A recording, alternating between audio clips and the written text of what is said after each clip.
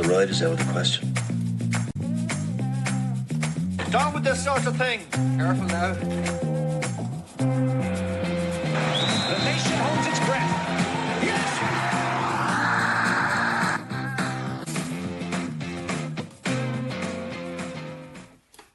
Hello and welcome to Friends in No Places, the podcast hosted by four middle-aged friends discussing the madness that is midlife through the medium of a podcast. Far cry from 30 years ago, but at the same time of Friday evening, we would be heading out for a few pints down the pub, maybe playing a bit of pool, maybe even heading down to the local disco, guys, maybe even getting a bit of a shift on the side, maybe even beating the queue to get to the chipper. But certainly we wouldn't be thinking about how the hell we're going to get home while we're munching into a snack box, wondering where the chicken has disappeared to. And speaking of disappearing chickens, we do not have Aaron Walsh with us tonight. Unfortunately, he is away on some family duties, but his spirit is here indeed. Gentlemen, all good? But we've Mike back, so... we have Mike back. I've returned from the fold, yeah. You've returned, Okay. Mike. How are you guys? Good, thank you. We're good. It's like I was saying, it's damn hot here. Yeah. Well, as you can see by the big red forehead on me, it's roasting here. and I got a bit too much sun. Yeah. So it's pretty hot here in Ireland as well in May. So in honesty, must be warm. Which means you're going to have a shit summer. I would probably say We'll see. We'll see. Yeah. Now, okay, speaking of staying on the topic of disappearing acts, we are today's episode is about things that have disappeared that we would like to bring back, or either to bin and bin forever, that is. And Niall, you're going to run us through a couple of segments, the kind of conversation starters on things that we would that we had in the past that we would love to bring back, or that we would like to bin forever. And then from those segments, from our discussions, we will have a Friends in Low Places top 10 things that we would like to bring back, or things we would like to bin. And then we will finish up with what if we perform this exercise in 20 years' time? What we would like to bring back that we do today, or what we would like to bin forever in 20 years' time. Maybe even podcasts. Who knows? But we're going to kick off with that. So it's a bit of a trip down memory lane maybe this episode.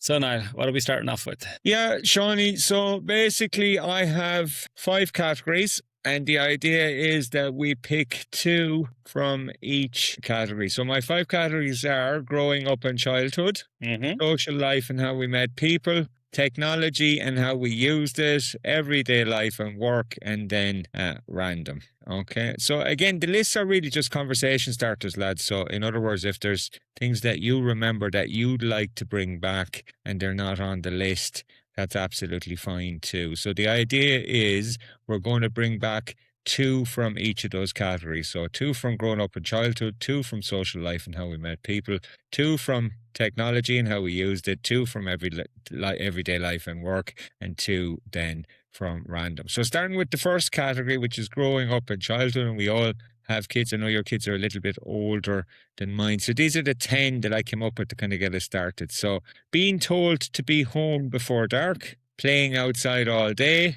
knocking for friends, is such and such coming out to play, no phones in school, getting lost and figuring it out, parents not knowing where you are, 1 TV in the house, sharing a bedroom, no personal space, making your own fun, no structure, and fear of your parents. So do you guys have any to add to that list? I think they're all pretty,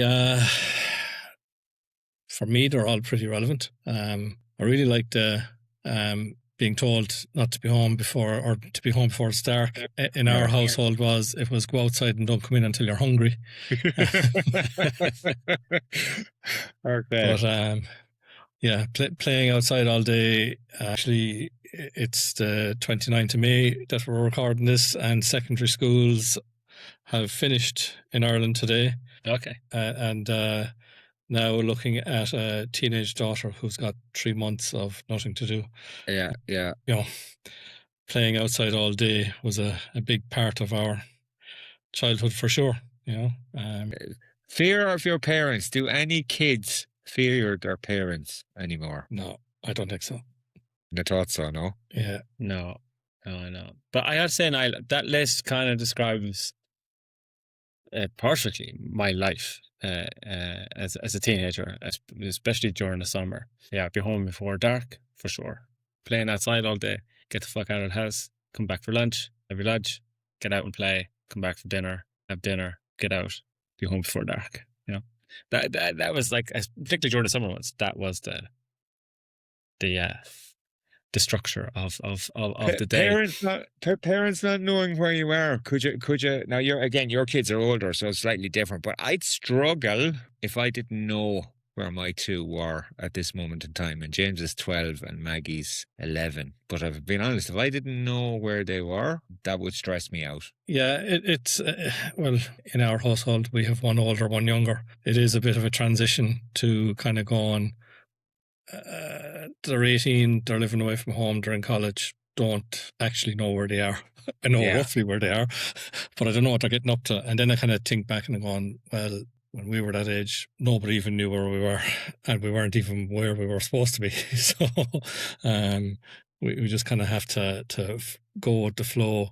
I think but definitely, why has that changed?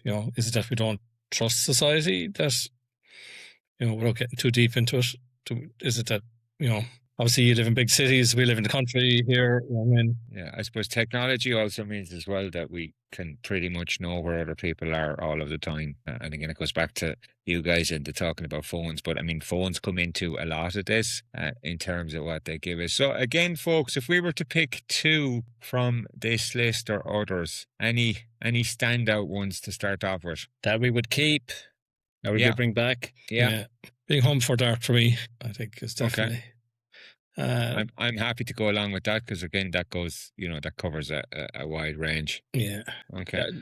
Making your own fun. Knocking for friends, no? Yeah. Okay, so mine are 17, 20. Obviously, they don't knock for friends, but even when they were younger, it was like not very rare that someone would, and we live in a village, and they would have plenty of friends, but it wouldn't be that often that someone would knock on the door. It would be arranged between parents, oddly. Yeah, at the schoolyard or something like that. Not like a play date, but it would be a bit more arranged than it would never.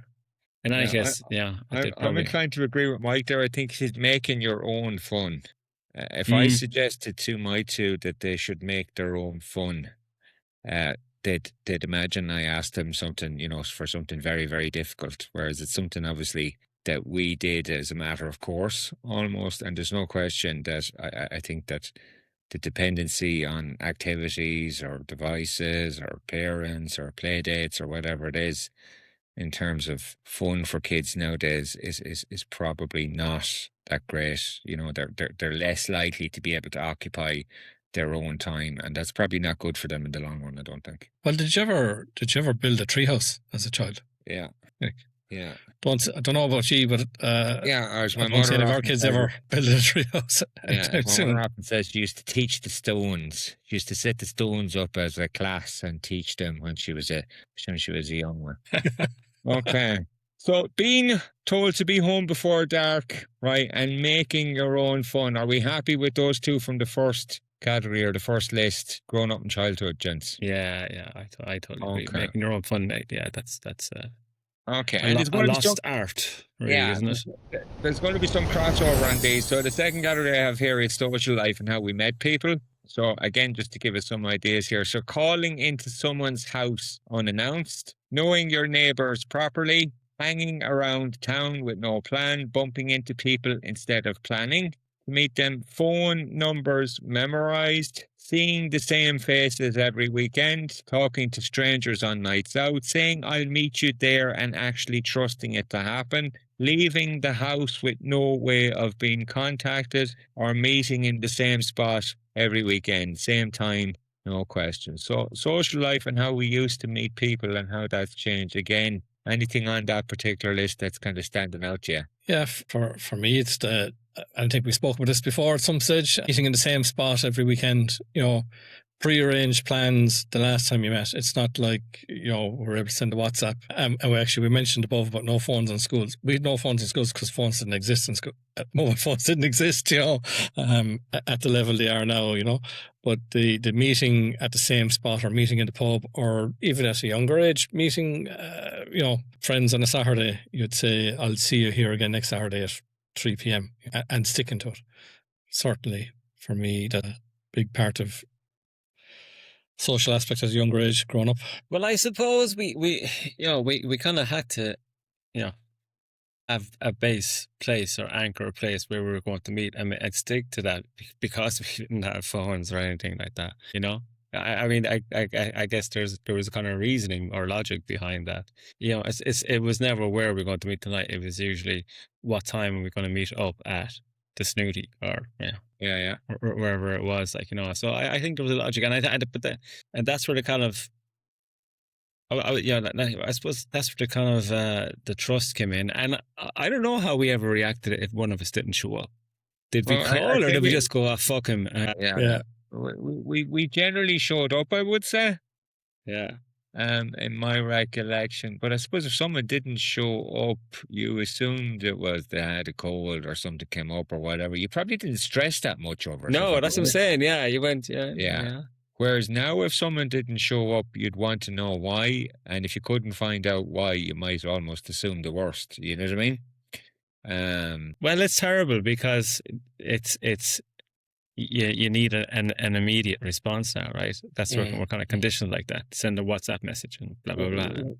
What about this one? And I think this still definitely happens at home. So this happens at Tip. This happens in my mother's house still, and ironically, particularly because obviously, Ashley's from Dublin and so on and so forth, so it doesn't happen so much in Dublin. When she goes down there, I think this surprises her a little bit, but calling into someone's house unannounced, so just popping in. Yeah, well, I mean, in our house when that happened, it was usually, fucking panic. You would hear the sound of a car pulling in, and it would be an unrecognizable sound. Yeah, because you hear cars pulling in, it's my dad, or it's the neighbor or something like that. But you would car, and then you would pop up and you kind of peer through the curtains and you go, "Oh, Jesus, it's so and so." Fucking quick, go in, tidy the kitchen and put on the kettle, and da da da da. And so there was a certain kind of charm to that. But nowadays, definitely over here in Belgium, that fucking never happens. Yeah. That's again is when Ashley finds that peculiar about my mother's house, that many people tend to call in. There's rarely a day that goes by that someone doesn't call in, and it's typically unannounced in the sense that they just pop in. So I think she finds that, but I kind of like that about home. Yeah. But at the same time, if maybe I was at home and it was happening every day, maybe I find it a bit more. So it's nice for the 2 or 3 days that I'm down there, but I don't know if I'd necessarily want it all the time. And for the people that I know in Dublin, if they started doing that here, it's definitely an eye. Call the guards. Is that a country thing, Niall, though? Because I think a little bit. Yeah. I think a little bit. Yeah, I think so. I just remember at home at a younger age, from a farm perspective, neighbours just randomly called up. They might want a loan or something, or they might want a hand with something, or they might just were passing up and said, "I'll call in for a cup of tea." Do you know what I mean? There seemed to be always a constant flow of people coming, and then you had sales reps calling, things like that as well. So you probably had on a regular basis, nearly every day, you had. Did one of you stand there with a shotgun and go, "Don't even think, get off my land"? Okay, it's a bit different now. It is different now. If we were to bring back 2 of those 10 or any others that you can think about, what would you bring back? Calling in someone's house unannounced. Calling someone's house. I think that's like just back, Johnny. Yeah, bringing that back. Yeah, it's a kind of Irish culture, I think. Okay.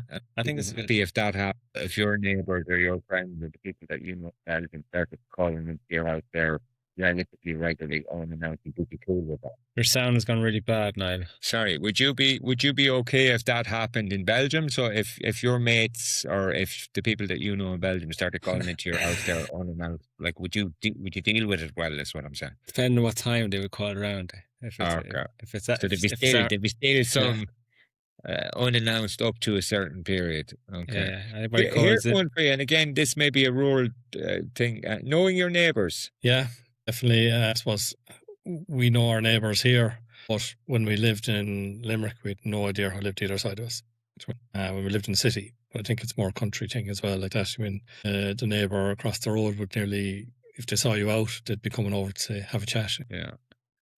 And there's another thing I've noticed in Dublin, or there's an urban kind of rural divide. If you do something, and it can be a relatively small thing for them, so if you do know a neighbour and you do something for them, that's a relatively minor assistance, they're incredibly grateful. It's almost like, you painted the inside and the outside of their house and put 3 or 4 coats of paint, and all you might have been doing is like meet the postman or something to deliver a package. Do you know what I mean? It's just they're not used to that. So if you're prepared to do that for them, they think, and they'd nearly buy a box of chocolates and a bunch of flowers for them.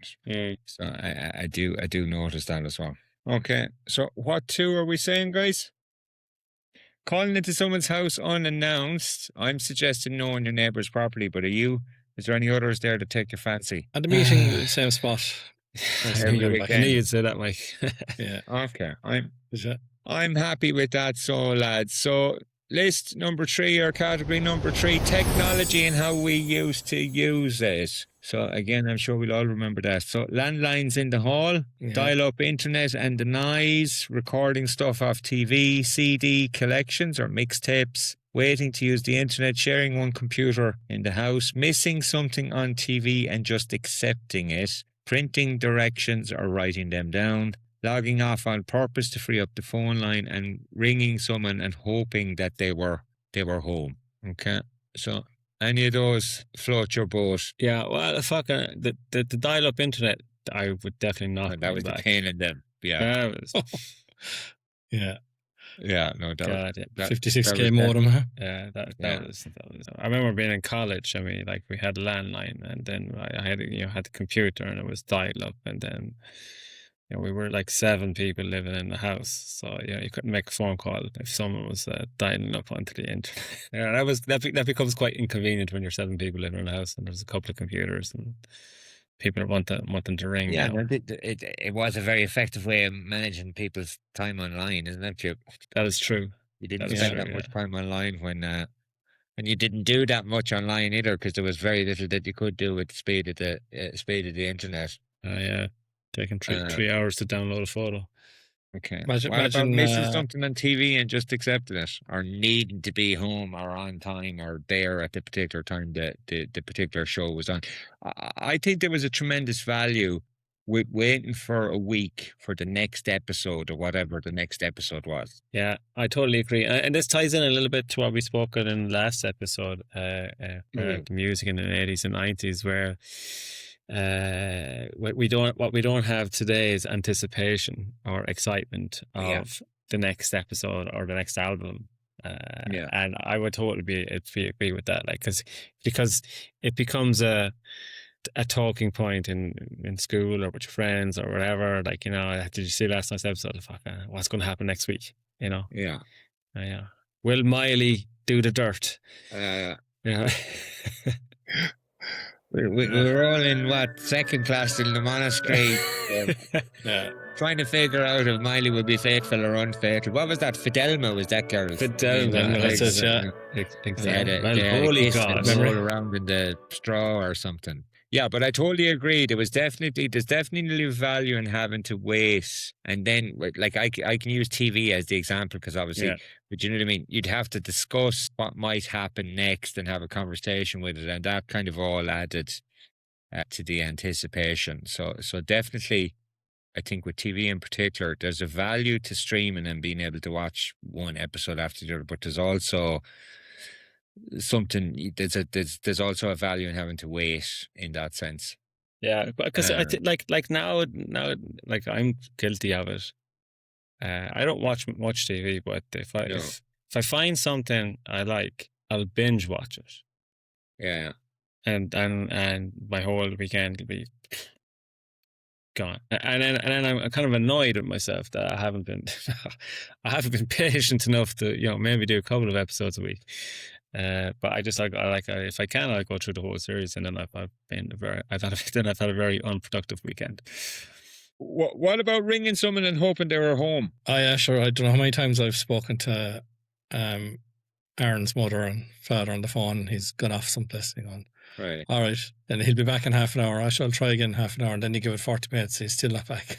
Yeah. You're calling your mother, and your mother picking up Niall and go, he's not here. He's gone out to the farm.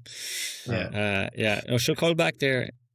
But there's also a value, I think, in having to wait to speak to someone. Like, and I even notice myself now, if I don't get an instant reply from someone, which is a completely unreasonable thing to expect, and often what I'm looking for, like, is not that important anyway. But we've been programmed into this kind of instant communication or reply culture, and it's kind of hard to get away from it. Do you know what I mean? After this week, at work, I feel we could do a whole podcast on that now alone. Instant contact, instant replies, everything is at our fingertips, But actually, the landline one, just there, if we go back to it, imagine in this day and age, if you had a landline in your hall and you came up and your son or daughter sitting on the floor talking to their mate on the phone, that's attached to the wall with a cable. It was a different time. I remember getting numb bum from sitting down on the floor on the phone. Yeah. We'd be very conscious of the time, because obviously it would add up in terms of the phone bill. So particularly if we're talking to some girl in some other county or something like that. Who the hell was it? Had a 15-minute phone call. Yeah. To Claire. More hosting still, isn't it? Yeah, exactly. Yeah, exactly. Okay. So what are we saying on that list then, lads? Waiting to watch. Hold on a second. We skipped over the CDs and collection. CD collections, mixtapes. Yeah. Like, I think that's definitely something that we don't have the same value. I don't know, in music. Now I know certain people are starting to get back collecting vinyl and stuff like that. Yeah. But definitely think the younger people have no mass in music at their fingertips now. You know what I mean? They can get it for free. Like, do you remember saving to go out and buy something in gold discs or whatever? The next Not next really, 'cause I album. never That was bought any after- music, Mike, but Oh yeah, I said that earlier. Sorry. Yeah, and Aaron's You're not wrong, here you're today, talking so to the Sean, wrong you man, have to back me up with this one. I can back you up on that one. Yeah. But you had an old mixtape, hadn't you, Niall? yeah, but so what I'm hearing, Mike, and what I'm hearing, Sean, is having to go and purchase the physical version of the music, i.e. the CD or the cassette or the record or whatever it is, that gave the music more value by definition, almost, in the sense that there was a physical thing that you had to get and keep and hold on to. Yeah.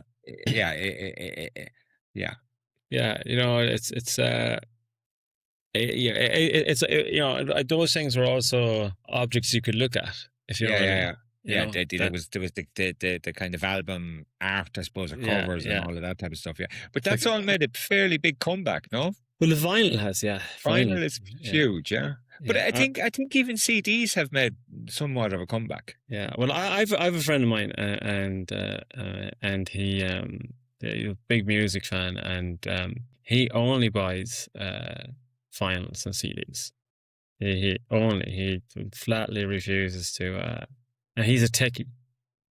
Yeah, he's a tech guy. There's also a move with photographs, cameras, where you actually have to go and get the photos developed. Yeah.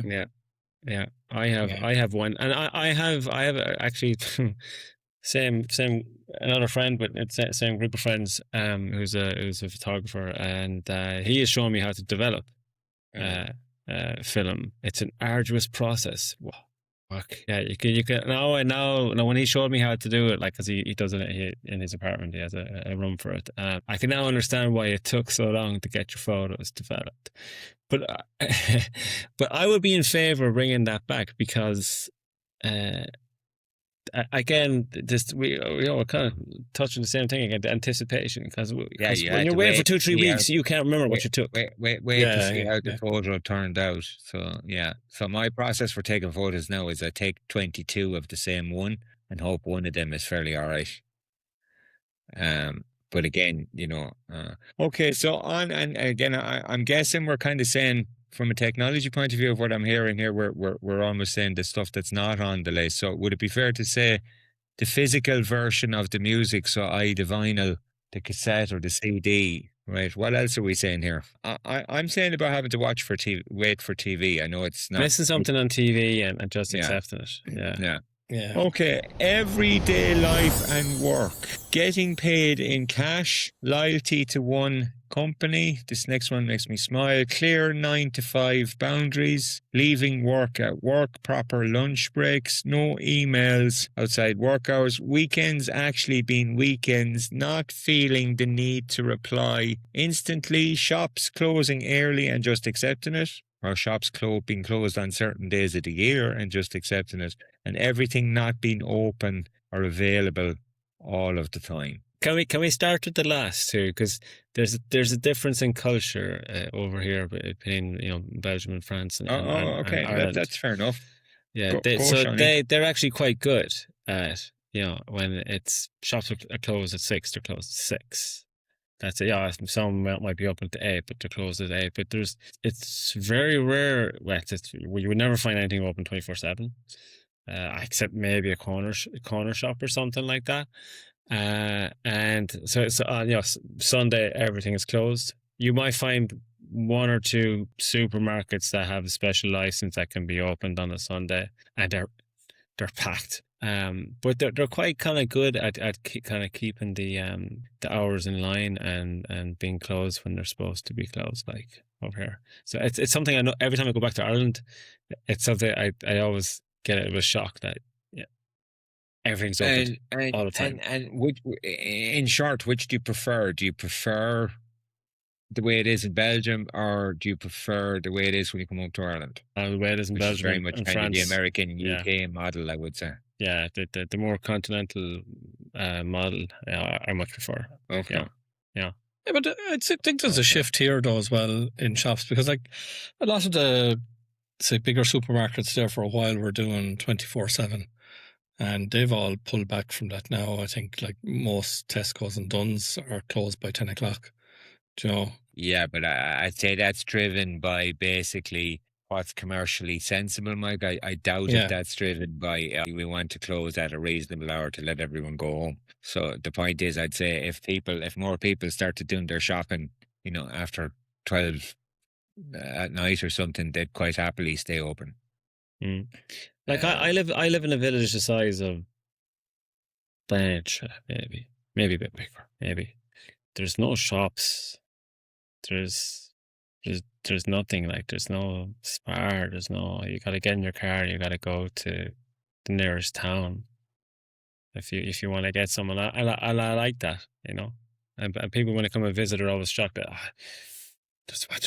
where's well, first they say where's the pub, and then they say where's the shop. I went Banch had 4 pubs. Yeah, so a lot of this, I suppose, is about the lack of boundary in some cases between kind of work and home life, or what we've described as the work-life balance before. And I think we've kind of described that the kind of boundaries or the lines are very blurred. So kind of what do we think about all of that type of stuff? Well, talking to 2 guys that are with the companies that they work with for a long time, bar a little hiatus for both of us at one stage, but. Yeah, it's like 17 years, I think, for me now. Yeah. So. Well, I mean, I'm able to set boundaries. We've had this discussion before. Yeah, but the point is nowadays you have to be the one to set those boundaries rather than the boundaries that are set for you. Sound has gone again a bit now. Yeah, so I think to your point, Sean, we're the one that needs to be able to set those boundaries first. Whereas previously the boundaries would have been kind of set for you. So in other words, you finish up. Sound has gone again. Can you hear me, Mike? No, that's better. No, it's the same for me. You're dropping away, so you're better there. So what I'm saying you have to set those boundaries nowadays, whereas previously they were more defined. In other words, work finished at 5 or 6 o'clock on a Friday, and it was actually finished at 5 or 6 o'clock on a Friday. It was just, that's the way that it was. Whereas nowadays, you kind of have to decide almost that that's the case. Yeah. And I think, well, well, again, it kind of goes back to technology.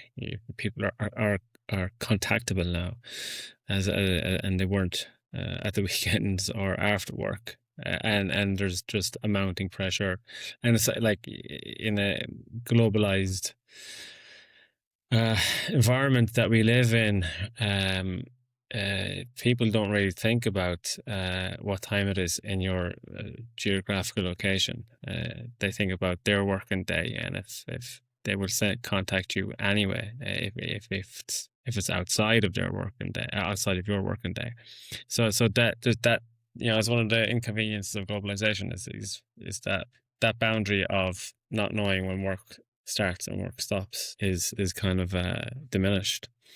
That move for the right to disconnect and stuff like that as well. You know what I mean? Like technology has caused that problem. Because we're so connected, and it's probably only going to get worse. I don't know. Well, I think in Europe and I think we'll see some European regulations, more European regulations, because the EU loves directives and regulations. Will come and push towards employee safety, work safety, and will start to enforce or bring out some directives on. I think already in France they have you cannot contact your employee after working hours. Yeah. Mm-hmm. So but that doesn't mean the employee can't do some work. I mean, I'm not saying that they yeah, it's up to the employee. Yeah, of course, yeah. And this generation that's coming up now. I think in my case today, the problem, I'm the problem, because in a sense I'm also the boss. You know what I mean? So I'm the problem. So what I'm saying is, and because I work from home a lot, so again, that's another blurring of the boundaries between work and home. And that's not unusual, so to speak. So in the sense, as more and more people work from home, well, then home and work become twined even greater. So it's technology, it's that, it's all of those types of stuff. So I do think that, well, yeah, there's a responsibility on kind of government and companies and all of that. I think fundamentally the responsibility is on ourselves. Yeah, I mean, for that very reason, I don't like to work from home. Yeah, and there's no question it's a challenge with working from home. I'm gonna push on, and we can kind of come back to the top 10, lads. So last one is random, right? And again, there's loads you could put on this. You can still hear me, guys, yeah? Yeah. Okay. So video shops, phone boxes, everyone watching the same TV at the same time, reading backs of cereal boxes. Pat Collins was on the last podcast, and I do remember any morning that I was getting a lift from the Collinses. As he was having his breakfast, he was either reading the comic or the back of the cereal box. Car journeys with no distractions, waiting for anything. So kind of a personal favourite of mine. Candy cigarettes, so cigarettes that were sweets. The Angelus stopping everything for a minute. I think you mentioned this before with respect to your home house, Shawnee. Rewinding VHS tapes before bringing them back, and waiting for your photos to be developed. We already talked about this, and I'm sure there's loads more that we could mention there. So what do you think? Yeah, video shops, I kind of missed them. Like you're sitting down on a Saturday evening, what are we going to do? Or we're going to rent a movie. Now you sit down on the couch and you spend half an hour flicking through what are we actually going to watch. Then you find and choose something, and then you watch that for 20 minutes and realize it's crap, and then turn that off and then go find something else. Whereas if you just had to go out and scan through the shelf and pick a movie off the shelf, you're committed to it. There was almost like an occasion, or a bit of an occasion, with going to the video shop, browsing the videos, picking a video together,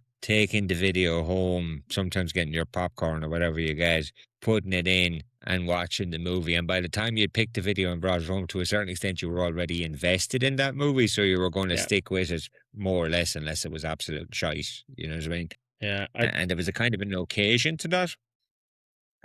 which obviously you don't get to the same degree with the Netflix and the streaming of the world, you know. Yeah, that's. I mean, if Uh, that will always be a kind of fun memory I have of my dad is that ceremony of sure, there's nothing on television. Let's kind of go up to Extravision and we can pick out a film, and then you know there's like something new has been released, and you know it's never it's going to be out of stock for it, and then you get to Extravision and you go, oh, jeez, they have a copy.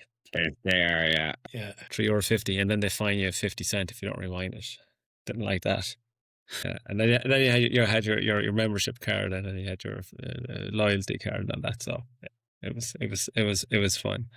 You were talking about cereal boxes there. When I was thinking about this during the week, remember when you used to collect tokens on cereal boxes? Oh, yes, yes. And you used to get something, like that's totally gone now. I mean, but Halfway decent, yeah. do you remember the little in the cornflakes boxes for the bicycles? You used to get the reflectors that went into the wheels. That's right. Yeah. Yeah. We used to collect so many of those fucking things. Jesus, is unreal. Like the nearest thing to that today is sometimes did they also have a little tie or something in them? Yeah. Pop. Used to have tie. But I remember one year it was Weetabix. Were send your 4 tokens in and you got a tape. And there was two songs on each side. One was I swear to God, I wouldn't be surprised if I still have the tape. One was Opus Life is Life. Okay. Oh yeah, if you remember that song. Yeah. And I think not a bad tune, actually. Yeah, and the other side, and then I can't remember the second, but Level 42 were on it. One of their tunes, and it was brilliant. Like I was like, again, it goes back to the whole anticipation. You've sent in your couple of tokens, and you get it back, and you get the tape. And then about 6 weeks later, the tape is destroyed because the reel keeps coming out, and you keep having to buying it back. Like the nearest thing to that these days is like the McDonald's kid meal, I suppose. Yeah. I've seen it in the kids here when they were younger. Like, I mean, there's a new kids meal out, and you have to go and get whatever the free gift is or the free tie is. But I don't think it's on any cereal boxes anymore, is it, that you can collect stuff like that? Do you know what I fucking absolutely hate, and what I would bin right now is Kinder Surprise. The Kinder Surprise. Fucking I've a bane in my life when the kids were young. Kinder is still going. Yeah, it is. Yeah. Speaking of chocolate, do you remember the chocolate cigarettes? Do you remember that? Yeah. Yeah, and they were in like the box for the chocolate cigarettes was fairly lifelike in terms of being a box of cigarettes. I think it was it Marlboro? It was modelled on the Marlboro fags at the time. Yeah. And there was also then, was it the little candy ones? Was it Desperate Dan or something like that? Like if you think about it, the kids were all going around with Wham bars and Refresher bars and bring back sweets that you have to pay a half penny or penny for 2 p. Yeah. Or you could buy, was it a quarter of sweets? Yeah, a pound of blackjacks. Yeah. I do remember going back to the monastery with 10p a few times, and 10p would keep me in sweets for most of after lunch. Yeah. Of course, I'm going to say most of the rest of the week, but most of after that. No, good at times. There's one thing that's not on the list. I would like to bring back. Go on. The World Cup in one country. Yeah, I'm totally anti multi-country fucking football world. But is that only a recent thing? The next one, the one that's on America, Mexico, Canada, or whatever. No, they've done a couple, like they've done Belgium and Holland. They've done South Korea, and I can't remember what the other country was. I think they've done a few, and the one after this World Cup is going to be Spain, Morocco, and Portugal, with some matches being played in Uruguay. And some place else I can't remember. Right? Is that because it's just so expensive to host it? Is that the logic? I don't know. I think it's because they want to. I suppose they make more money out of it if it's more play globally. Fit in more games quicker. Yeah. Because I just, it's in Mexico, USA, and Canada now. Like, like we were saying in episode 15, I think it was, to go 86 that was my memory, kind of. Yeah. But I just wouldn't be inclined to say, do you remember the World Cup in Mexico, USA, and Canada? Yeah, it's just not to say. I would bin multi-country World Cup. You just have to go to Canada and then go to Mexico, Sean. Leave the States, but go there again. Yeah, I think the tickets are a fortune anyway, aren't they? Yeah, Absolutely crazy money in comparison to what normal people could potentially afford. So I think the World Cup now it's hard for average enough fans to go and attend the matches anymore. There. Okay, lads. So can we try and put a top 10 list together? God, right. Okay, I'm taking a few notes. Okay. Fair Tell play. us where we're at, Johnny. So being told to be home before dark. yeah, I'm happy. Up there, yeah. The innocence and the freedom to your parents not to give a fuck where you are as long as you're home before dark. That's we missed that. Making your own fun. So in short, using your imagination when you don't have not relying on a phone.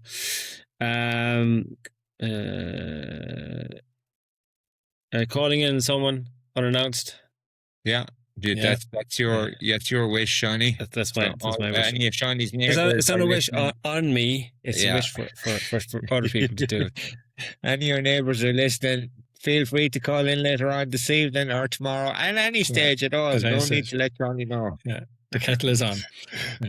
Meeting in the same spot every week. That's Mike's one. That I totally agree. I missed that. I have to say I missed that. Yeah.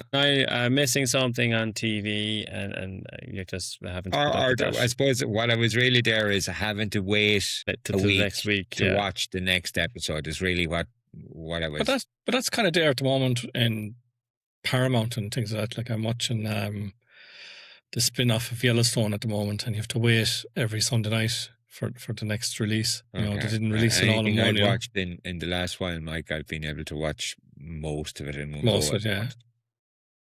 So it's a mass release. Yeah. No, I could have. I could have chosen to wait a week. So again, the first thing I ever been watched was Breaking Bad. Yeah, devoured that I was sick for 3 days, and I devoured the whole 5 series in 3 days. So I had to take a fourth sickie just to have to have a quiz on catch up and sleep. So we have that. We also have CDs and mixtapes.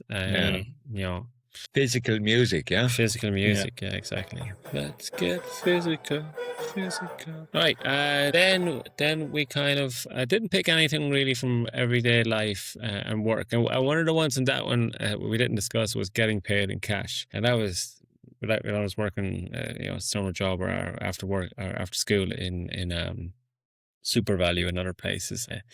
You get the little brown envelope at the end of the week, and you kind of got how much change is in there, because you never really calculate in your mind how many hours you did and what you were getting per hour. Like, you're always thinking, it should be more like I should get, and then you go, yes, and yeah. So would you bring that back, Shawnee? Or on a Friday evening, you're getting ready to drive home from the bank. Yeah, exactly. I'd have a hard time spending it. Nobody would take it. But I hear what you're saying. But that was just no. I think that maybe young people should maybe kind of get paid like that. Maybe you're a bit more cautious with it. I don't know. Maybe it's just I'm just being romantic about it. It's probably not a good idea to get cash. Yeah, I think I do think there's a value in following some of the European model here, where the boundaries between work and life are a little bit more set in stone. Yeah. And there's probably a value around, at least in theory, around, working hours in a sense. Yeah. So boundaries between work and life. Kind of. As I say, I hold my hand up, and I don't really have a boss, so I can't blame anyone else, but I'm entirely guilty of both. That I would agree to. Introduce yourself to Schedule Send. Exactly. So clear 9 to 5 boundaries. I kind of mixed with leaving work at work, basically. How many is that, Johnny? We're up to 7. Okay, so we need 3 more. We could probably even get 3 from the kind of random list, no? Oh, we could be sure of it. Okay, so video shops, phone boxes, everybody watching. I bring back video shops or Yeah, the so- going to Yeah, have a there's a video beauty shop. there, yeah. Yeah. Again, it's a kind of it's related to waiting the week for TV, but or something on TV. I think we could release a single to follow-up single to video killed the radio star. It's like streaming killed the video shop. Yeah. The waiting for photos to be developed, I like that as well, because I think it's something that's slowly being lost on us. Now, as I say, Mike, it's making a bit of a comeback. It's seen as, I don't know, kind of cool or retro or attractive. Like we're Yeah, probably I have most of us are walking one of around. those cameras, and I will use it. I haven't used it in a while now. but Yeah, I've so used it kind of from time to time. technology that I suppose we would consider old-fashioned technology or bygone technology, again, whatever you want to call it, is making a bit of a comeback now in the same way that, vinyl did when it comes to music, as a for instance. Yeah, that's true. Yeah, and my 7-year-old daughter, I mean, she buys vinyl. She likes that. She doesn't. Again, but she doesn't play it. But it makes a nice, poster alternative in her bedroom. And I would definitely be on for also reading back cereal boxes. Just as in make the backs more interesting. Yeah. I Other think- than Yeah, I don't know. 3/4 of the back are telling you how bad they are for you. Well, I mean, as opposed to my kids being on the phone at breakfast time and having breakfast with their friends. But That- if you took 2 phones off them, Shawnee, and gave them even a really interesting back of a cereal box, how do you think it'd go? Yeah, I'd be told where to go in probably 2 languages. But the ability, I would say, for kids, the ability to deal with boredom. Yep. But I think we kind of covered that in making your own fun, really, a Yeah. little bit. No, I think. But hey, why do we say candy cigarettes? Or will be no, and that's not a good idea. I will say this though, I don't know. Does anyone like wham bars? Oh, I love them. Yeah. Love You them. remember when you'd bite into a wham Oh, and yeah. your Dusty. head would kind of. Have you been? So whatever drugs or E's or whatever they were putting in, obviously they can't do that anymore. But like it's a very pale imitation of what used to be a wham bar, and there's many sweets like that. I'm assuming they just can't put the things into that they used to. That's the net fault, I suspect. Probably the rapper ran out of space to put the E numbers on. Yeah. So I'm assuming. Yeah. Yeah, But that was the only bar where you had both fear and excitement as you chewed into it. Yeah. The fear that you're not going to get this off your teeth or you're going to fucking break your teeth. Yeah. And then the enjoyment of the taste. Yeah, so there's lots of different sweets I could think of that I would bring back their previous form, albeit I'm sure that Sound is going to get a bit nice. yeah. So Remember the sherbet dips? Was it a Hmm? sherbet dip? Was it a sherbet dip you used to get with the licorice in it? yeah, and yeah. you dipped it into it. Do you know what I sort of going very off piece? Do you know what I found last year? I was going into a hardware shop and they had they had a rack of sweets and I saw down at the corner they had a packet of bonbons. Do you remember that? Yeah. And I was Yeah. like, Lemon ones, yeah. which ironically is the French for sweets. Yeah. But I went straight for them and I've gone specifically back to the hardware shop in the meantime a couple of times and I don't have them anymore. Usually disappointed because they were one of my favorite sweets because I had the kind of sugar coating and it was a bit toffee and it was a bit love those. Lemon bomb, you can't beat it. Okay, have we 10, Shawnee? No, we didn't have 10. Okay, well, we need number to 10. get Oh, John, in fact, World Cup in one country. Okay, I'm happy to go with that, Johnny. You're passionate on it. Mm-hmm. In one country. Okay. Now, We should throw in a honourable mention for Aaron. I think for him, I'd say it'd probably be something like the Screwfix or not Airfix magazines that you used to be able to buy, and you'd get like part of a plane that you could make, and you'd build it over a period of 3 weeks or 4 weeks, and you'd get a different piece every week or every fortnight as you bought the magazine, you know. Aaron, I think, used to be big into those. I'd say he'd love to see them back again. They don't exist anymore. You can't. No, I haven't seen them now, but then You said it'd be much of a again. probably top shelf in Eason's these No, days. what is still huge? I've seen the kids at it and Jim's had it for a few years, which amazes me. Is the football cards? And they swap them. Yeah. They've remained as popular, if not more popular, than ever. So that to me is a kind of a surprising one. Yeah. Pokemon cards. But again, it's the physical card. I have Ronaldo or whoever I have, and that has, you know what I mean. So they cost you a bloody fortune. Yeah. My son was into that over a period. It was more. He was more into when the Belgium team were playing European Cup. But don't get me started on fucking Pokemon cards. Yeah, just find them all over the house, and I just put my foot down at one point, saying, "Okay." So some of the Pokemon now, I think, have become kind of collector's items, and they're worth. Yeah. You know, I don't know. Go looking for those, Sean. Could be worth 20 grand, or you know. Okay, so we have 10. Yeah. Will I run through them? Or are we good? Quickly, Sean. Yeah. All right. Okay. Bring back. Be told to be home before dark. Bring back making fun on your own, using your noggin, calling in someone unexpectedly or unannounced, meeting up in the same old spot on a weekly basis, having to wait, anticipation for next week's program, CDs and mixtapes and physical music. Yeah, setting boundaries for 9 to 5 and a bit more like the European model, that having shops closed the weekend and stuff like that. A good old video shop, waiting for photos to be developed, and the World Cup in just one country. Yes. Next time. Very good. Yeah, so if we were going to bin one each, definitively, definitely don't bring it back under any circumstances. What would we bin? What deserves to remain firmly in the past? Dial-up internet. Internet. For you, Mike? Yeah, well, given what I do for a living, I'd agree with you there.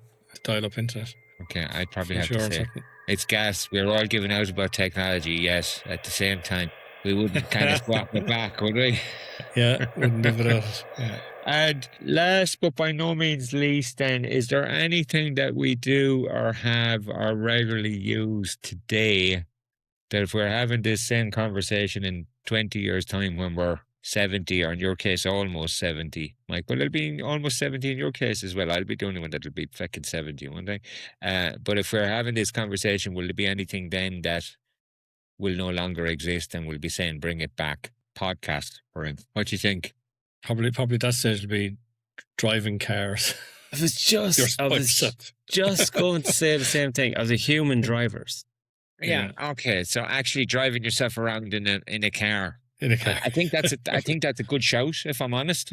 Yeah. I think there's every possibility that's where that will happen. What do we think about work, particularly with the advent of AI and all that type of stuff, and that, the impact that's supposedly going to have on jobs and how we work and all of that type of stuff? Yeah.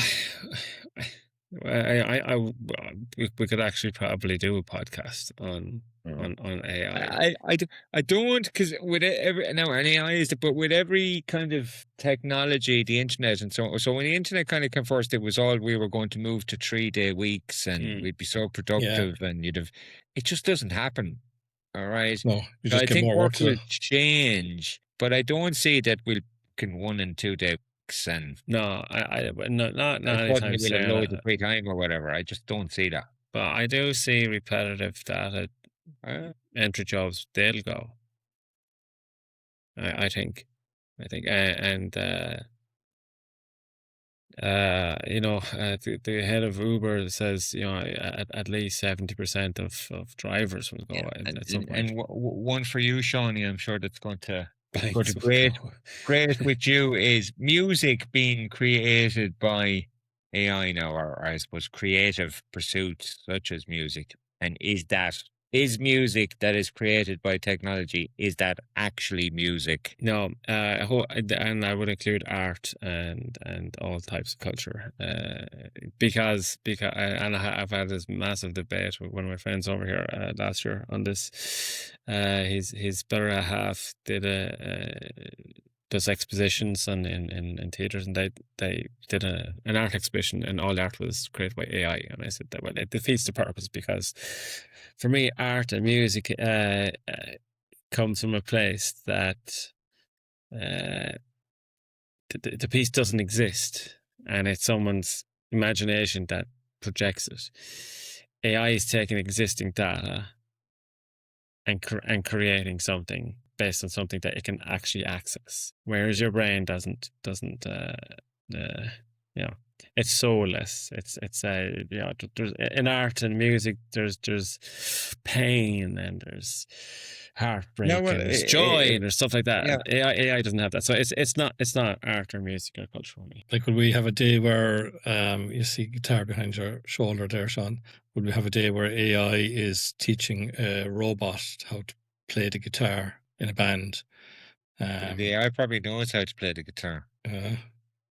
Yeah, I think that day will come, definitely. I mean, if it's not there already, actually. I do think it's going to get increasingly difficult to define what is music that was created by a human being or music that was created by technology, and where does that start and where does that finish? I think it's going to get very confusing, and I think it's going to be very difficult. So I do think from someone like your perspective,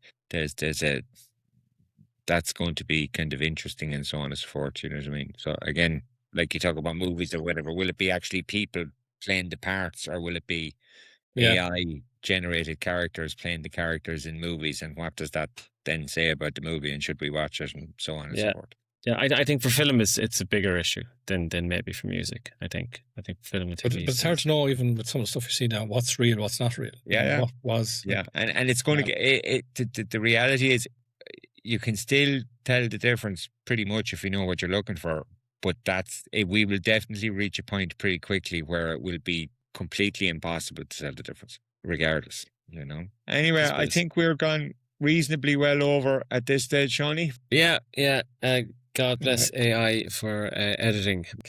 We'll keep that. It'll solve our problem for us. No problems. That's true. Okay, so I'm gonna leave you a quote from Oscar Wilde. When I was young, I thought that money was the most important thing in life. Now that I'm old, I realize it is. We leave that with you guys to contemplate over this long, hot weekend, and it's goodbye. It's goodbye from Sean. See ya, folks. Bye-bye. Thank you. All right. Be good. Have a good weekend.